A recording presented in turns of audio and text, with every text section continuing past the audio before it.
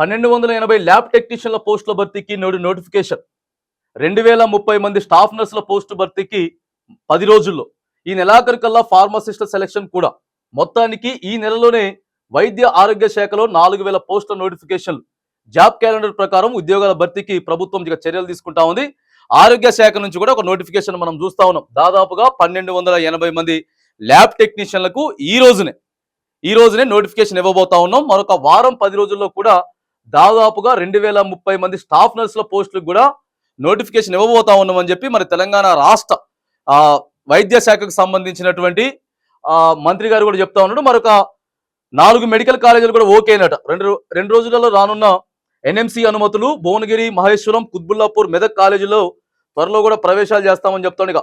వైద్య ఆరోగ్య శాఖలో 1280 ల్యాబ్ టెక్నీషియన్ల పోస్టుల భర్తీకి మెడికల్ రిక్రూట్మెంట్ బోర్డు బుధవారం నోటిఫికేషన్ విడుదల చేయనున్నట్లు వైద్య వర్గాలు వెల్లడించాయి. 2030 మంది స్టాఫ్ నర్సుల భర్తీకి 10 రోజుల్లోపే నోటిఫికేషన్ విడుదల చేయనున్నట్లు తెలిపాయి. వీటితో పాటు మరికొన్ని ఫార్మసిస్టుల పోస్టుల భర్తీకి ఈ నెలాఖరు కల్లా మెడికల్ బోర్డు నోటిఫికేషన్ విడుదల చేయనుంది. మొత్తంగా వైద్య ఆరోగ్య శాఖలో దాదాపు 4000 పోస్టుల భర్తీకి ఈ నెలలోనే నోటిఫికేషన్ విడుదల చేయనున్నారు. ఈ పోస్టుల భర్తీకి ఇప్పటికే ఆర్థిక శాఖ ఆమోదం కూడా లభించింది. కాగా వైద్య శాఖలోని స్టాఫ్ నర్సులు, ల్యాబ్ టెక్నీషియన్లు, ఫార్మసిస్టుల పోస్టులకు సెప్టెంబర్లో నోటిఫికేషన్ విడుదల చేస్తామని చెప్పి ప్రభుత్వం జాబ్ క్యాలెండర్లో ప్రకటించినటువంటి విషయం తెలిసిందే. ఇక సెప్టెంబర్లో ఏదైతే మరి వైద్య శాఖకు సంబంధించినటువంటి ఇచ్చినటువంటి జాబ్ క్యాలెండర్లా ఇక ఇవన్నీ కూడా ఇస్తామని చెప్పారు.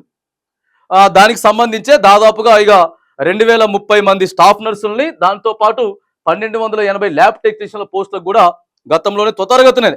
కానీ మరి మనం నోటిఫికేషన్ ఇచ్చేసినాం. నోటిఫికేషన్ ఇచ్చిన తర్వాత ఎట్లా పడితే అట్లా మళ్ళీ ఎగ్జామ్లు పెట్టేయడం, మళ్ళీ పేపర్ లీక్ అయిందని చెప్పి పంచాయతీ. కొంతమందికి తక్కువ మార్కులు వచ్చినాయి, ఎక్కువ మార్కులు వచ్చిన వాళ్ళకంటే తక్కువ మార్కులు వచ్చిన వాళ్ళకి మళ్ళా నిష్పత్తుల లిస్టులు తీసుకొచ్చిర్రు.